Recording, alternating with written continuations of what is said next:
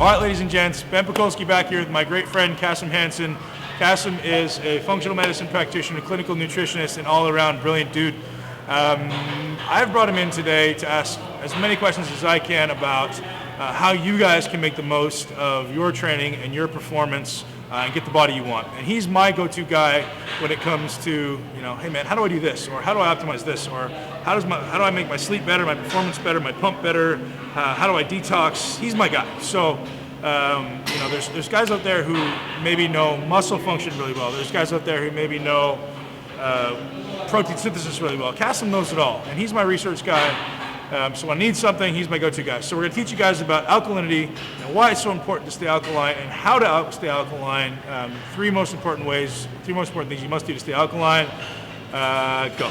So the important thing about alkalinization is that everything in your body, everything it does, is dependent on the pH of your cells.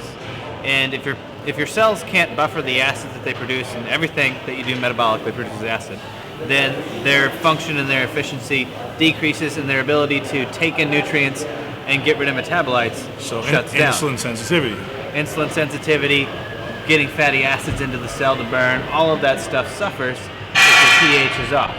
Interesting. So, any thoughts or insights on people who say that alkalizing is useless because it's all buffered in your stomach? So what's going on in the stomach is completely different than what happens on the cellular level. Your stomach makes acid to digest food.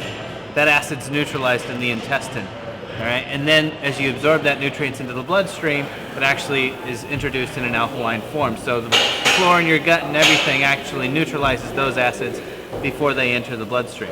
And on the opposite side, the cells are separate from the blood, and they actually have to alkalize their metabolites before they can excrete it into the blood. So how can I get something past the stomach and make it actually, so if I'm taking like an alkaline food, like vegetables or a lemon, how is that actually getting past the stomach and allowing my tissues and my blood to alkalize? So it's the minerals and the nutrients in that you're actually absorbing, and then you take that into the cell. So if something like lemon juice, which is actually acidic, you're not taking that acid and using it in the blood. Okay? Right. You're taking the minerals that are in that, neutralizing the acid, taking the minerals, and then using those minerals to neutralize the acid in the cell. Right.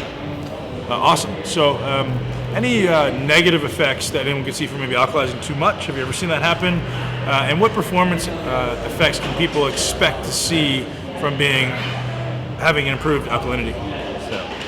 As far as going overboard, if you're training, it's nearly impossible to get too alkaline because you're constantly making acid with training. Right. The harder you train, the more acidic you get. Now, there are times that you don't necessarily want to be extremely alkaline, such as pre-training. If you're going for a lactic acid stimulus and you want that growth hormone surge, which is somewhat acid dependent, in that case, you're better off alkalizing immediately post-training. Right. Kind of the same idea as taking antioxidants pre-workout. People say, well, antioxidants are good for you, take them all the time. Actually, you don't want to take them before you work out. The suggestion being that you want that oxidative response when you're training to improve the training effect. So, similar idea, I guess. Is there any, massive performance benefits people may see from alkalizing? The biggest thing is your lactate threshold will go up, and your ability to burn off every fuel will go up. So your training performance and the amount of fat that you're able to burn drastically increase if you're more alkaline. Okay, if you become acidic, you actually start to burn more protein than you do the other nutrients, and you become less efficient. So you can take your metabolism, and it has two pathways. It can either make 32 ATP or 2 ATP. And if you're acidic, you keep going down that end where you can only get 2 ATP. Right. And so you become very inefficient, and your training performance really suffers. Interesting. Great. I think that's about it. We're going to wrap it up right there. Let's wrap it up with how often should people alkalize, and should they do it every day or should they do it a number of times a day? My personal opinion is in the morning and post-training should be the minimum. Okay. If you haven't alkalized for a while, you might alkalize 6 times a day for a couple of weeks, and you'll actually get a noticeable change in your performance and just your energy overall levels. energy You should feel levels. better, yeah. All right, guys, that's it. That's why you're gonna need to alkalize. You heard it from the man, master, Kasem Hanson, Ben Pakulski, Posse out.